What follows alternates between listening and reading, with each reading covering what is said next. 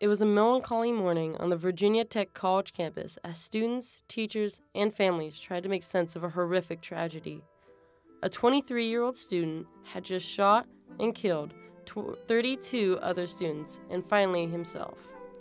Once the scene had settled, many cried, "Why?"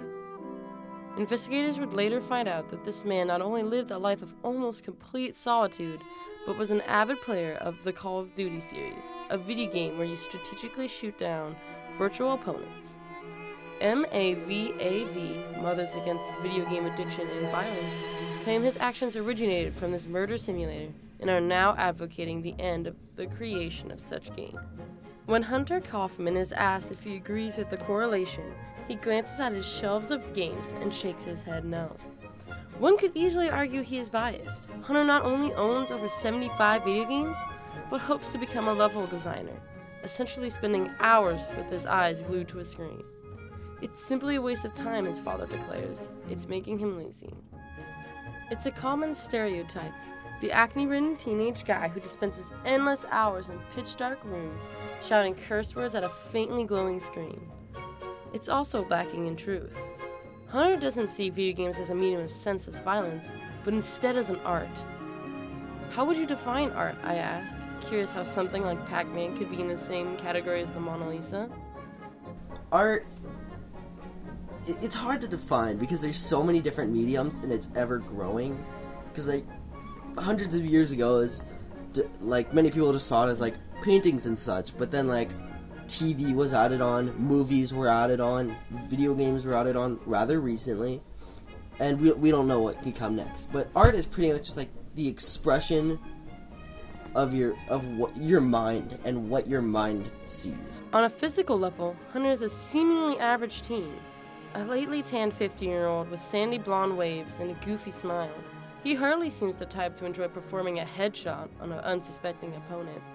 While he does enjoy the occasional virtual killing spree, Hunter tends to play more story-based games, where you aren't simply shooting all these guys because you feel like it, but instead for a usually heroic purpose.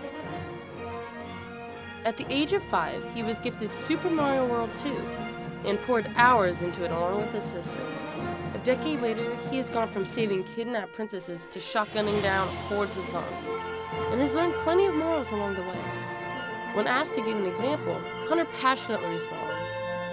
So, it pretty much just shows, don't always trust what you're told, because the first third of the story was spent blindly trusting what some guy was telling you, then finding out that the person who is supposedly the terrorist against a nation was actually the good guy, and the one you've been trusting was evil this whole time.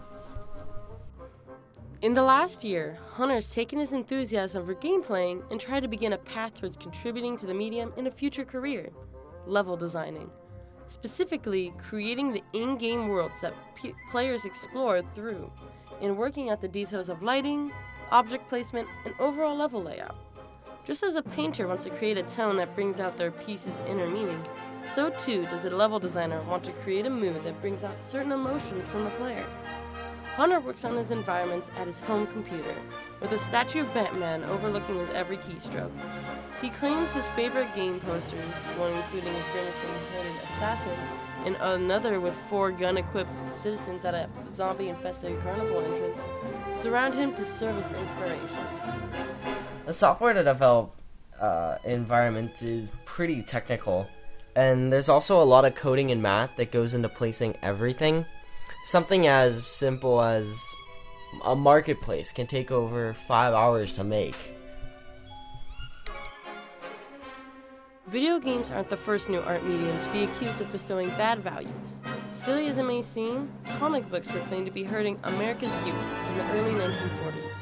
The Family Circle, a then-current magazine, claimed it was unhealthy that comics portrayed fantasy violence, and that as children read them, they mentally became the hero as he took down the villain.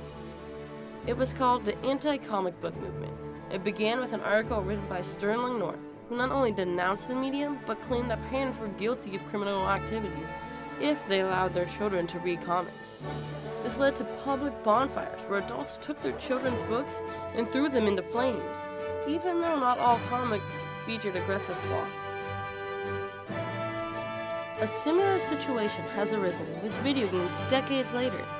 A study by researchers at the Indiana University School of Medicine supposedly shows that brain scans of kids who played violent video games showed an increase in emotional arousal and a corresponding decrease of activity in brain areas involved with self-control, inhibition, and attention.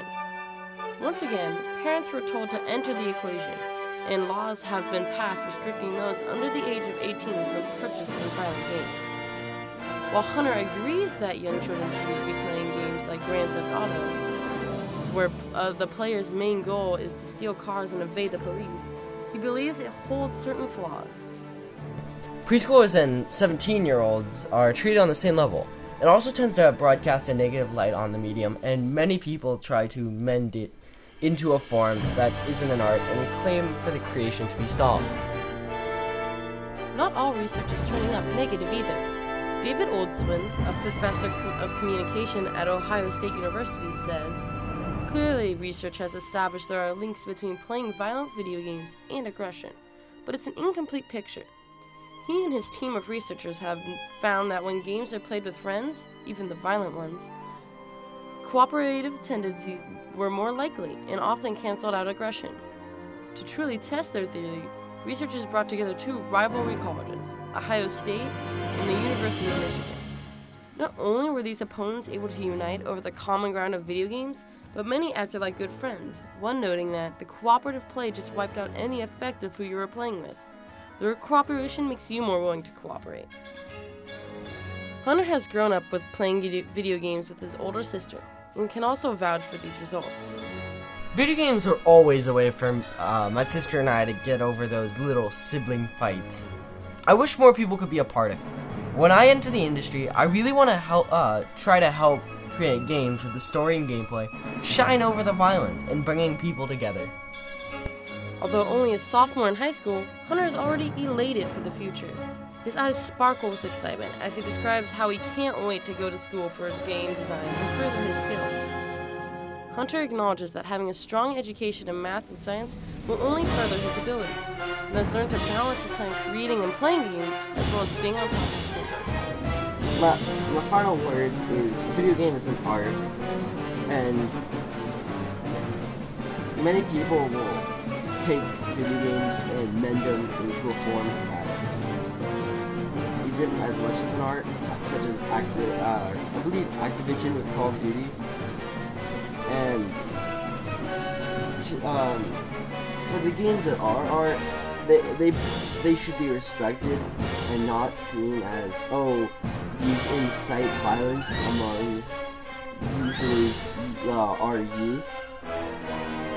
And the video games can actually support like morals that many other things couldn't teach us due to us having to play in the role of the character or experience.